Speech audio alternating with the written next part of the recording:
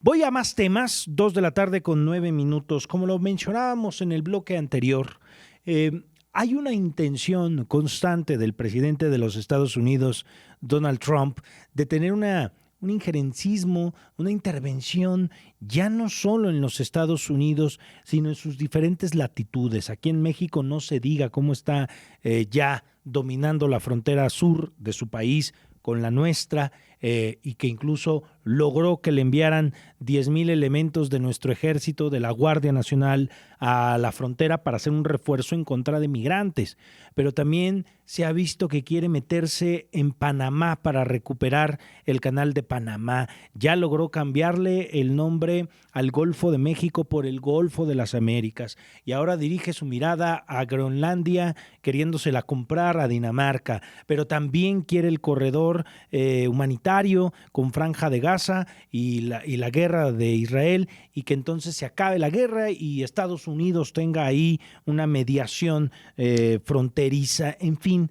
Pero aunque usted pensara que Donald Trump está loco de la cabeza y que quiere meterse en todas partes del mundo, créame que se ha descubierto que tiene un pilar fundamental su política, y él mismo la dio a conocer el día de su toma de protesta con el famoso la doctrina manifiesto o destino manifiesto, que es como ellos le nombran allá en los Estados Unidos. Por ello es que invitamos esta tarde al internacionalista Israel López Monsiváis, a quien nos da gusto saludarle. ¿Cómo estás, Israel? No, no te escucho por ahí, Israel. ¿Nos escuchas? ¿Ya me escuchas? Sí. Ya te Bueno, escuchamos. Buenas tardes. sí. Buenas tardes, Jonathan. Bueno, a ver, veíamos en todos los lados que se quiere meter Donald Trump, pero pareciera que con esta base del destino manifiesto y que está muy enraizada en los genes de Estados Unidos, casi se va entendiendo un poco el por qué, ¿no, Israel?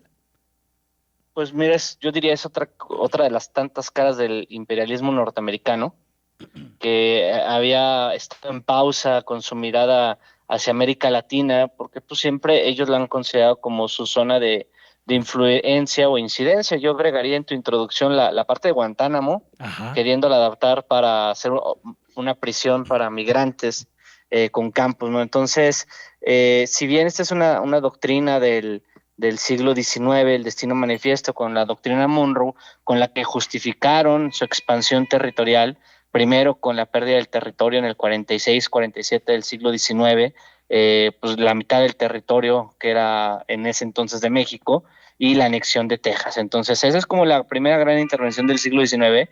Y a inicios del siglo XX vamos a ver cómo intervienen tanto en Cuba con el enmienda Platt y todavía Puerto Rico, que todavía pues, en campaña recordarás la manera tan grotesca que se burlaron en la campaña de Trump de Puerto Rico, Uh -huh. y sumaríamos que después de la Segunda Guerra Mundial comienza un intervencionismo en toda América Latina, apoyando, financiando golpes de Estado.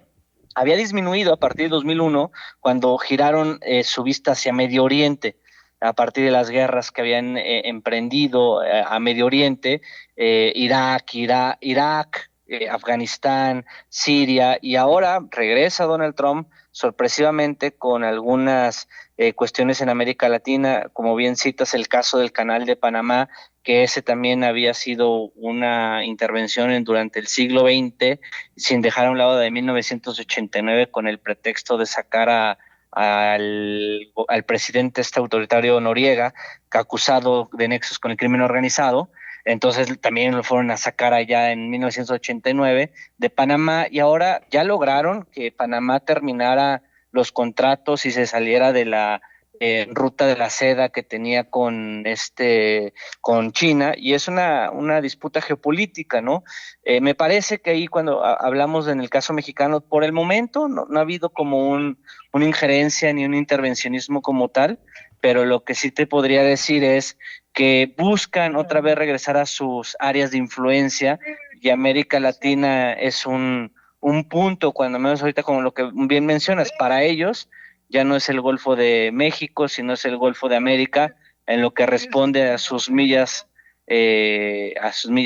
acuáticas, ¿no? Entonces, son el regreso de un Donald Trump recargado, que discursivamente lo dijo en campaña, lo dijo en el periodo de transición y lo ratificó en su discurso. Nada más que ahí en el discurso está como muy, no está tan claro porque habla del destino manifiesto y después habla de llegar hasta Marte, ¿no? Ajá. Pero en los hechos lo que sí observamos es el tema de Groenlandia, que tiene una base militar en Groenlandia.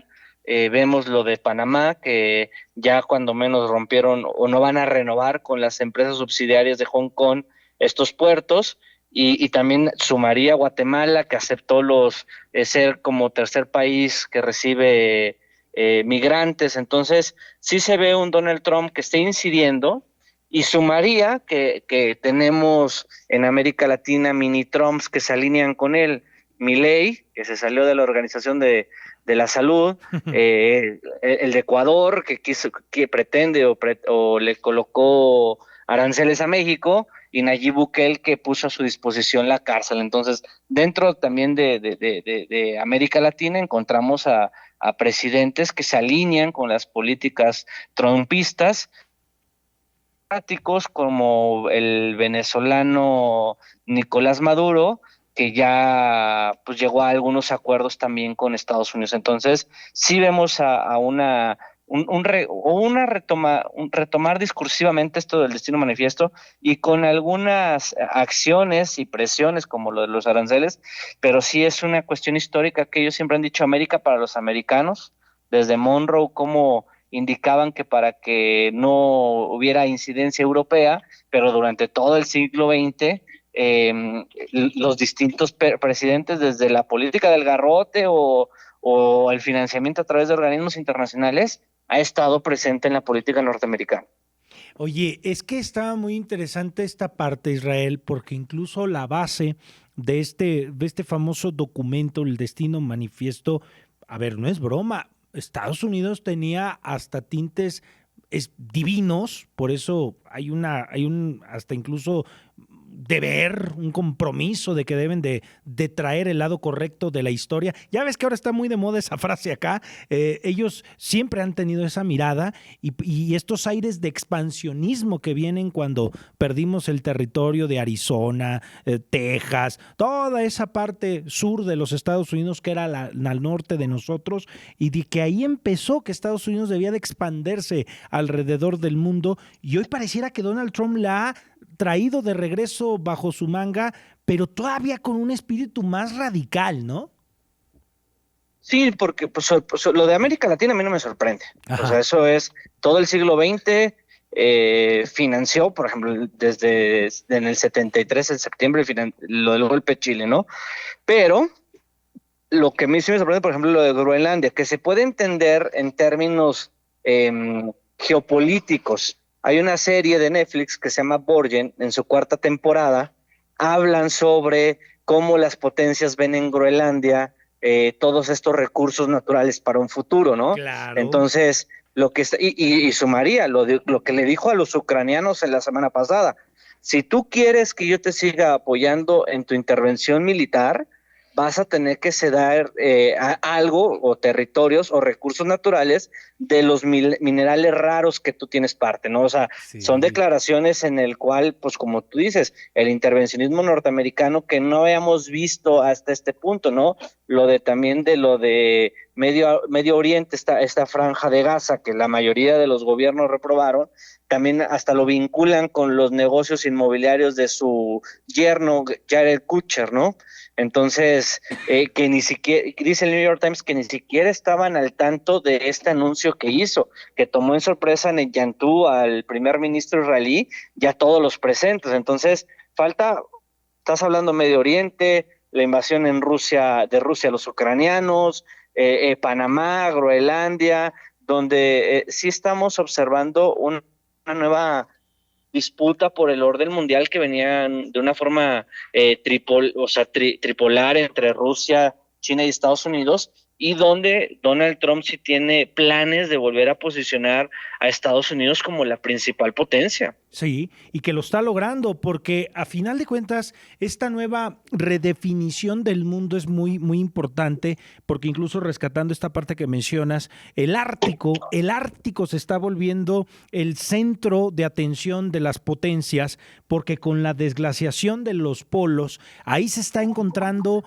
recursos minerales que nunca han sido tomados. Y entonces no quieren que eso se lo quede China, que se lo quede Rusia, nada más ellos dos, y por eso Estados Unidos quiere tener una parte del pastel con Groenlandia. O sea, como que esto está teniendo mucha claridad. Sí, no, ayer leía en el New York Times en un artículo de un exfuncionario de Groenlandia en el que ellos dicen que conocen la importancia o reconocen la importancia de Estados Unidos como generador de la paz mundial en este tema de Occidente. Le reconocen ese tema, pero dicen que ellos quieren seguir manteniendo su autodeterminación a decidir, ¿no? Hay que ver que aquí también hay corrientes al interior de Groenlandia donde algunos están a favor de la independencia o a otros están a favor de seguir alineados con ¿cómo se llama? Con el gobierno de Dinamarca. Entonces sí está generando algunos conflictos, yo creo, o sea, eso me parece innecesarios en su momento, o los ve él necesarios para sus causas, ¿no? Entonces, habrá que ver cómo avanza cada uno de ellos, porque el de Dinamarca es de pronóstico reservado, y en algunos, como tú dices, ya ha empezado a tener resultados, ¿no? O sea, la pasada, los primeros días, Marco Rubio, su secretario de Estado, anduvo por todo Centroamérica, y ¿sabes qué es lo peor? Que agarra América Latina en un momento de mucha división, con bloques ideológicos que ni siquiera han podido convocar una reunión de la CELAC o ponerse de acuerdo, ¿no? Yo te decía, hay un alineamiento, cuando menos de Milei, Noboa y Bukele con él, ¿no? El de Costa Rica también anda como ando un poco con él, pero después tienes una izquierda autoritaria que es Venezuela, Nicaragua Nicaragua. y Cuba. Cuba, que están alineados con Irán. Entonces ahí tienes con Irán y China, ¿no? Luego tienes tal vez los gobiernos de la izquierda democrática, como el mexicano, como Chile, como Brasil, que tampoco es como que tengan mucha coordinación, sumado a Colombia. Pues Colombia ahorita tiene problemas de ingobernabilidad, que lo que menos puede ahorita es encabezar una respuesta regional, ¿no? Y ya vimos que en el momento que, aunque tenga la razón Petro de la dignidad de los migrantes, pues faltaron dos, tres tweets de Trump para que alinearan este tema. Entonces, no ha habido ni una respuesta regional, y uno esperaría, diría, bueno, el otro, si hablamos no tanto América Latina, el otro, si hablamos de Américas, Canadá tiene un problema ya de líder de partido de Justin Trudeau, y esto nos lleva a tener una región muy dividida que no puede dar una respuesta coordinada, o no la han dado, ni siquiera ha habido una reunión, han intercambiado llamadas y esfuerzos aislados, donde la correlación de fuerzas evidente A ver, Estados Unidos y sus intereses, ¿no? Entonces, sí. te escucho. Ves que se estaba cortando un poquito, se está cortando un poquito la transmisión, Israel, pero yo te Sí. quería preguntar, ¿Trump está sabiendo leer los tiempos? Porque hoy por hoy la derecha y la ultraderecha está siendo muy vocal y se está haciendo escuchar. En algún momento hablamos tú y yo de esta, la ley de los polos, ¿no? Radicales de la izquierda, el péndulo, la ley del péndulo, de que de un lado se va por la izquierda y luego vuelve a regresar hacia la derecha en diferentes países del mundo. ¿Ves que ahorita está haciendo este resurgimiento de la derecha y la izquierda va a poderse mantener por lo menos en América Latina? Pues mira, yo sí, en términos así de mundiales, primero diría, sí es oxígeno puro la llegada de Donald Trump. Sí. El fin de semana se reunieron en España, encabezados por Vox, Meloni, que tal vez no están en el poder, pero sí estas corrientes alineadas al trumpismo, pues se sienten oxígeno, ¿no? Aunque que no estén de gobiernos. Y si nos vamos a la parte de América Latina, por errores propios, eso yo creo que habrá que decirlo, el gobierno de este Boric en Chile no es tan exitoso ni ha logrado estos grandes cambios, por lo tanto es muy probable que en las preferencias electorales pueda girar a un centro derecha, ¿no? En el caso de Petro, que viene en año y medio de elecciones, también por los errores propios de Petro, es muy probable que vuelva a tener este giro y sobre todo por el electorado colombiano al centro derecha o posiciones, como tú dices, más de extrema. Entonces, el que va a quedar ahí como un referente, me parece que van a ser tanto Brasil, que todavía sí va a seguir en disputa en breve, año y medio, dos, van a ver si Lula se vuelve a presentar o qué hacen con el liderazgo del PT. Y el único que quedaría como uno de los referentes, pues sería el gobierno de México con Claudia Sheinbaum. Entonces, en términos de la batalla cultural, si tú te fijas, aparte de todo esto que impulsa Donald Trump, de su agenda contra la ideología, lo que él llama la ideología de género y algunos otros decretos que ha ido firmando en tema de la batalla cultural, se están envalentonando, se están posicionando, hay una reacción conservadora a las políticas identitarias y yo sí considero que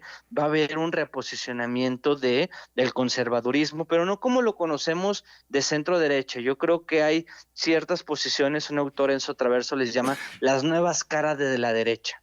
Bueno, Que, pues que, que ahí hay que empezar a ver cómo se articulan y indudablemente pues Donald Trump es oxígeno puro para todas estas corrientes. oxígeno puro para la derecha, para la visión de la ultraderecha también, y que ahí anda caminando peligrosamente en Canadá también.